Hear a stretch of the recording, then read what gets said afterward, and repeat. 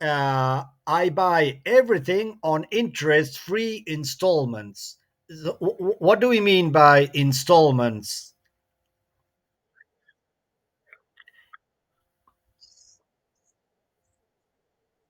Yeah, no, free. Yes, these are quotas. Quotas. Yeah, yeah. So these are they're free from interest, but also you can pay in many in different quotas, no, or installments. So payments are usually spread over. So spread over means you can pay in 3 or more months. Spread over, no. So you don't have to pay all at once. Yeah, yeah, yeah. Credit card. Well, this is one of the strategies, no.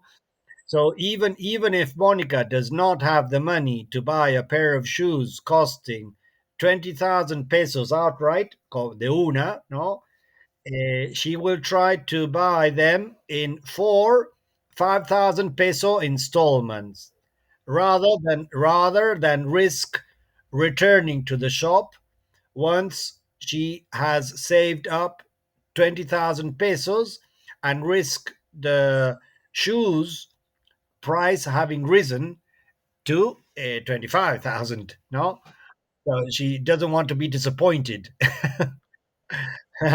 So I can't pay in installments. If I can't pay in installments, I usually won't buy it, she says. Okay, so this is one strategy. So do you agree with this? Are people using this strategy?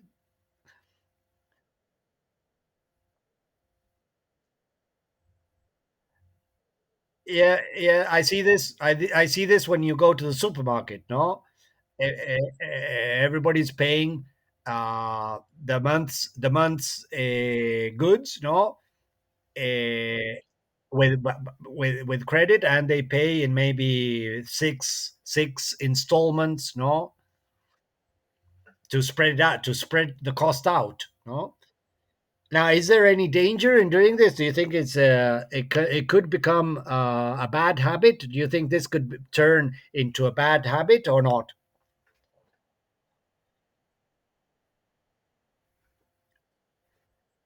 Yes, yes, yes, yes. Yeah, yeah, you can't get too excited, no? Yeah, that's right. You have to take care, or do maybe one or two purchases per month, not more, no more, no more than that. Yeah. Well, the next one is barter or swap. Well, this referred barter is to exchange. So when there was no money. So people traded. They traded. No. Yeah. Yeah. Trueque. Exactly. Trueque. Okay. Let's say trueque. Exactly. Or swap is to change something for something else. No. With prices rising so rapidly, some Argentines are running out of cash. Well, so you run out of cash, no, at the end of the month, so they can't make meets end. In other words, they can't make meets end, no, and cannot even afford the basics. No, they can't even pay for food. For food. Yes, it's getting more and more common. So what happens with Teresa? Teresa is una mucama, eh? She's a cleaner from the city of Mar del Plata, and she spends most of her income on rent. Yes, you can imagine.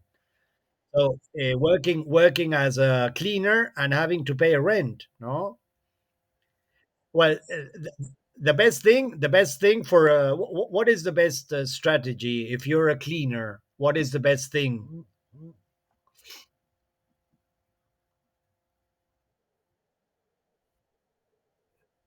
Well, some families allow they well these are rich families, no. Yeah, lodge. They give them a room, no, but that's also a bit tough, difficult, no. You don't have your own house, no, and well, not even mention if you have a family, no. Well, so basically, Teresa has to pay for the rent, and also another big chunk goes on traveling to the homes she cleans. She spends at least 4 hours a day on public transport. Yeah, so a big problem, no?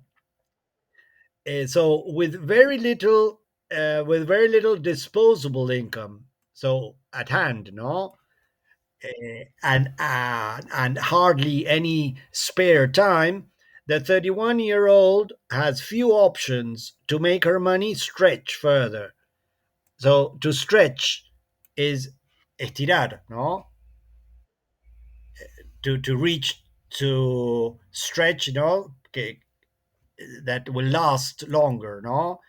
So when I run out of money, I will hitchhike or walk, she says. Okay, hitchhike is hacer dedo. So she will walk. So she doesn't give up, no? So she, okay, she has no money and she has to go to these homes. So she starts walking and she hitchhikes. But what about the other expenditures? Teresa says that finding people who are in a similar situation has helped her get by. To get by, this phrasal verb, to get by without cash. Well, so some people are getting by without cash, no? For example, she says, I joined a club where people swap items. Last week I swapped a pair of shoes that one of my clients gave me in exchange for milk, toothpaste, bread, and other food items. Well, so this is her. This is Teresa's way of coping, no? So she doesn't find it easy, no? It's not easy for her, no? Very, very hard, especially, well, if she's alone, if she doesn't have if she has to pay, for example, the rent all on her own, no, it's very, very complicated. I don't know how people manage, no, it's pretty tough, very tough. And well, number three is bulk buying. Well, majorista, buying big amounts. A bulk is like 10 units or 20 units, no. But even for those who may have some money left at the end of the month, skyrocketing inflation is proving a problem. So this is a skyrocketing. What do you think it means, skyrocketing?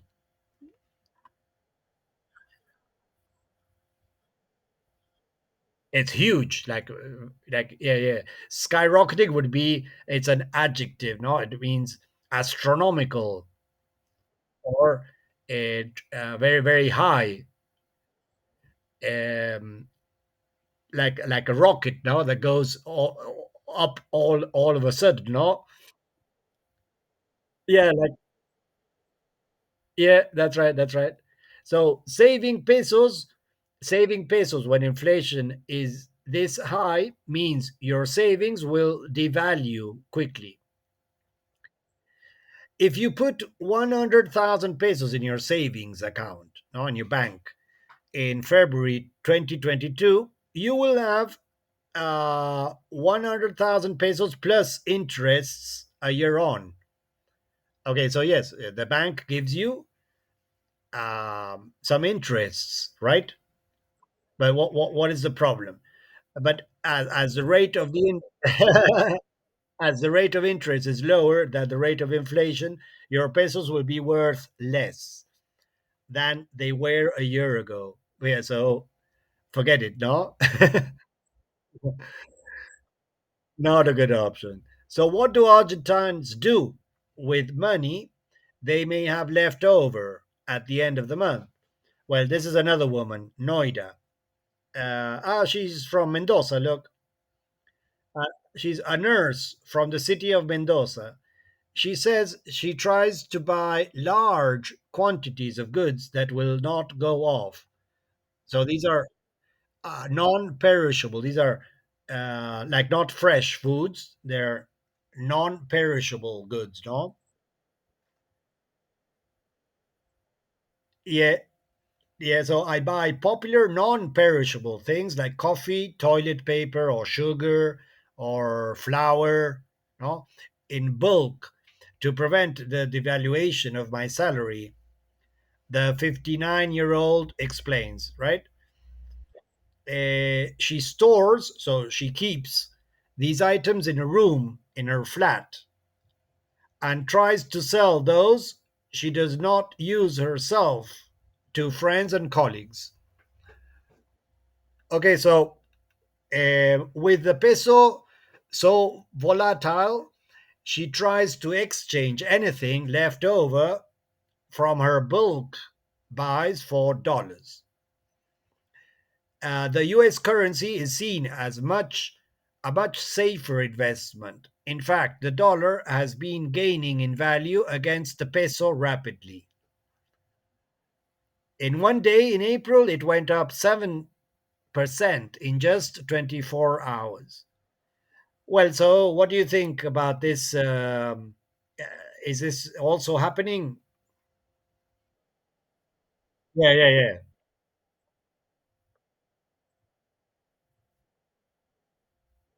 Harder, harder. Yeah.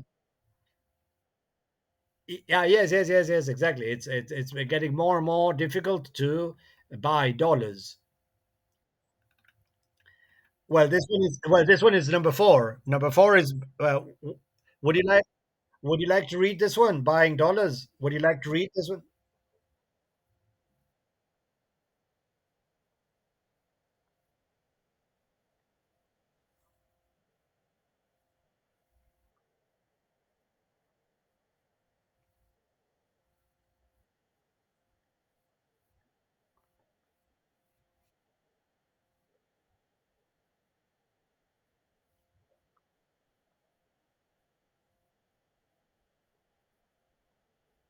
Yeah, yeah, well, yeah, very, very common, very common.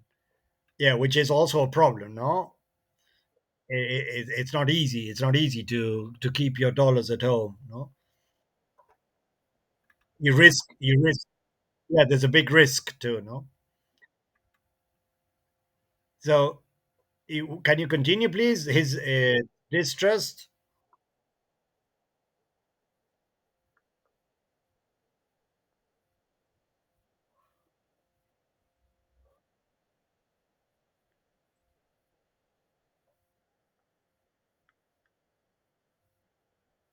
All right. So if we have to if we have to explain what happened in if somebody asks you, oh, so what happened in 2001? Uh, what would you say, Juan, about what happened in this crisis?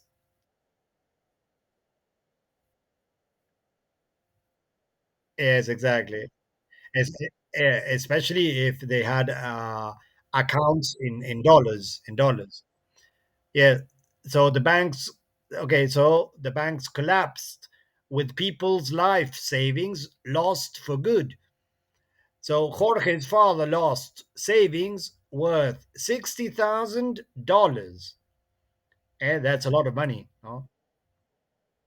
Yeah, that so you can buy a car or you can buy a house. Yeah, yeah, yeah. When the banks went bankrupt and wouldn't give us our money back, we had to sell our home. Oh, look. So they can't only buy they can't only not buy a house, but they have to sell their house. So more than 20 years later, he, like many other Argentines, remains wary of interesting his banks with his savings. So interest is the same as to trust. to entrust or to trust. Uh, right. So wary means hesitant. No, when you're wary, I'm wary. You're not convinced. No, you have a lot of doubts about something. You're wary of. No, of trusting. So I am not. I am too scared to put my money in the bank. So I buy US dollars with any unspent income that I earn. All right. So, but buying dollars in Argentina is not a simple transaction. The government has limited the amount of dollars Argentines can buy at banks or official currency exchanges to 200 a month. Now it's even less, no? I don't know exactly. To avoid its limited deposits of dollars being depleted, so emptied, no? So they don't want to run out of dollars. So this has led to a vibrant informal market in dollars emerging, where the U.S. currency, dubbed the blue dollar, is sold at much higher prices. So dubbed means called, no? They call the informal dollar, they call it the blue dollar.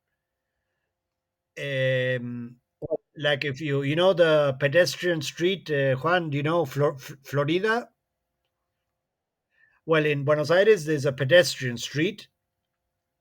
There are two big pedestrian, no, the peatón, no. One is Lavalle, and the other one is Florida. So on Florida, you will find lots of arbolitos. So these are people that are offering the blue rate, no? And so they're always there standing and they're dollars, no? And so although technically illegal, many Argentines like Jorge view it as necessary to access foreign currency. So buying dollars is not cheap because I have to buy most of them at the higher blue dollar rate, he says. Right, so it's not convenient, no? It's a big difference, no? Because, well, on April the 30th, Jorge paid 469 pesos for just $1. Well, on the informal market, like the blue dollar.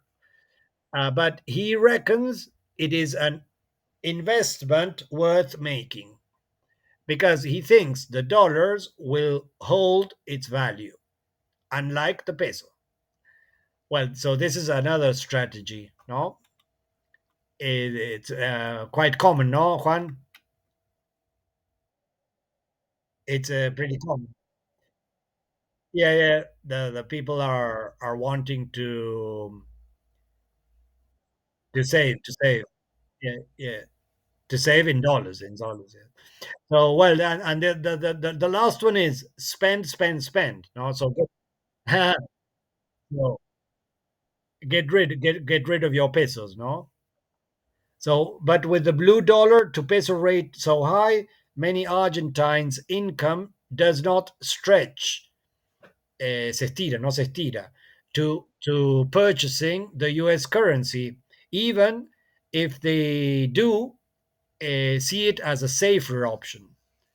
I can't afford to buy dollars, and my pesos devalue in my hands, says 25-year-old shop assistant Roberta. So, rather than seeing her spare cash lose value, she spends as much as she can as quickly as possible. So, for example, what would people, uh, what do you think people would spend their money in if as quickly as possible? What do you think they buy with the cash? Yeah, food, yeah, whatever. Foods, yeah, or maybe if they want to buy, if they need something for their house, maybe they buy it too, because in a few months, in a few days, it's going to be more expensive. So with prices rising by 6 or 10% per month, this is a widespread practice.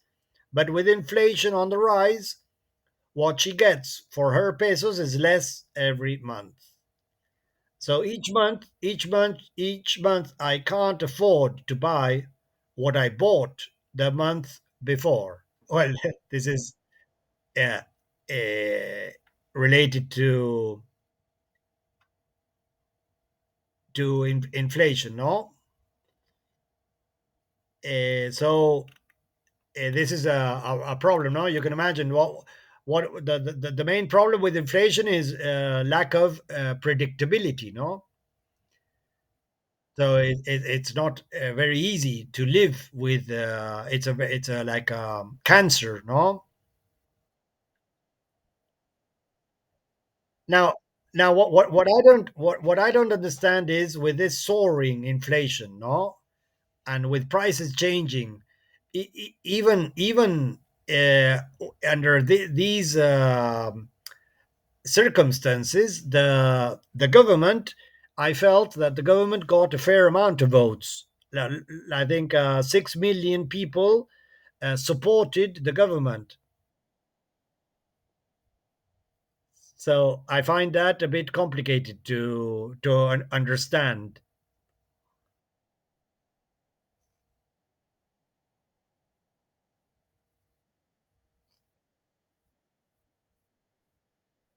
Yeah, yeah, yeah, yeah. That's right. Yeah, yeah. That's what exactly the current government is blaming, is putting all the responsibility on the previous government. Uh, yeah, yeah, yeah, yes, yes, yes, yes, yes. Yes, the thing is that I think the previous government was hoping that the economy would grow, and so they were hoping to be able to pay it back. The thing is that Argentinian economy does not allow the profits, or the uh, don't allow the government to pay those installments. No, so well, yes, it is a bit of a last government's problem, yeah, but also the current government also has some responsibility. Yeah, so there are multiple multiple issues here. Let's see. Look, this one, this article here. This article is about what happened on Sunday. But well, we have a few minutes only. But look, here is this is written by it says Javier Milei, Trump admirer, leads race for Argentina presidency. This is an article written by Vanessa from England, and Buch Schluter, no, and well, um, it says that it is explaining in this article. She's explaining how it works with the voting system, no. So she calls it the primary, no, in which presidential candidates from all parties take part, is seen as a key indicator for the presidential election on October 22nd. So Millet exceeded expectations by winning 30% of votes, ahead of more established politicians. Argentine media have described the result as a political earthquake. Well, why do they consider it a political earthquake, Juan?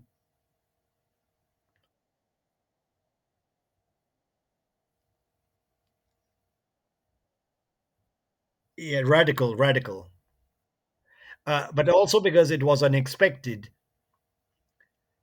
So nobody was expecting those. Yeah, nobody thought these expectations. It exceeded Milei's expectations, or anyone's expectations. No, anyone. No. So it says here the primary in Argentina differs, so it's different from those in other countries, since it is not restricted to party members, but open to all those eligible to cast their ballot or their vote in the presidential polls. Voting is also mandatory. No, well, so whoever wins the most votes is therefore seen as a favorite for the presidential election of on October the 22nd. No, right. So, well, opinion polls ahead of the primaries had seen Mr. Millet trailing behind. So, uh, behind the central left economy minister Sergio Massa and the conservative candidate Patricia Bullrich. So that is why. But with more than 97% of votes counted, Mr. Millet had 30.06% of votes ahead of Bullrich's coalition with 28.27% and Sergio Massa's coalition with 27.24%. And so the newspaper La Nacion compared Mr. Millet's surge to a tsunami. like uh, Millet. So, well, it says here that Millet is a former TV personality who has studied and taught economics. Despite serving as a congressman since 2021, he likes to portray himself as a political outsider. Okay, what do we mean? What do we mean by he likes to portray himself as a political outsider? What do we mean?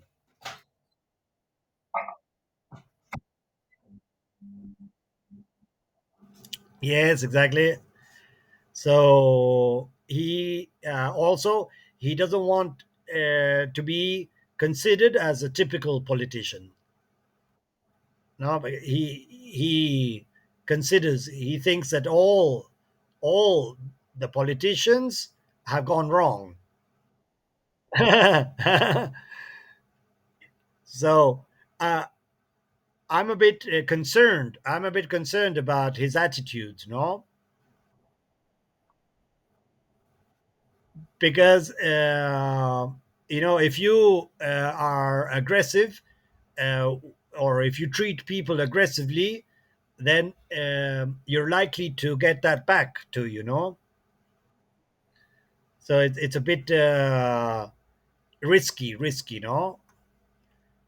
um, well, it says here his anti-establishment view have endeared him to Argentine voters angry at the current and previous governments for failing to solve Argentina's economic crisis. Right. So endeared him. It's given courage. It's given him courage. No. Um, to represent. So what is saying here is he's wanting to represent all the people that are angry. Yeah, exactly. Yeah, year on, year off inflation is above 115%. One in four Argentines is living in poverty, and the local currency, the peso, has plummeted to such an extent that football fans from rival nations have torn up peso bills to taunt Argentine fans. So rival nations, no? what they're breaking up, no, the peso, to provoke the Argentine. So, like, say, look, your money is not worth anything. Well, we're gonna just read. Mr. Millet has launched bitter attacks on his rivals from established political parties. Speaking after the primary on Sunday, he told his cheering supporters that we have managed to build this competitive alternative that will put an end to the parasitic, thieving, useless political caste. Okay, so this is what he's very uh, known. Yeah, he's become known for. No, he's always putting all the responsibility on the previous on the politicians. No, the useless political caste. No.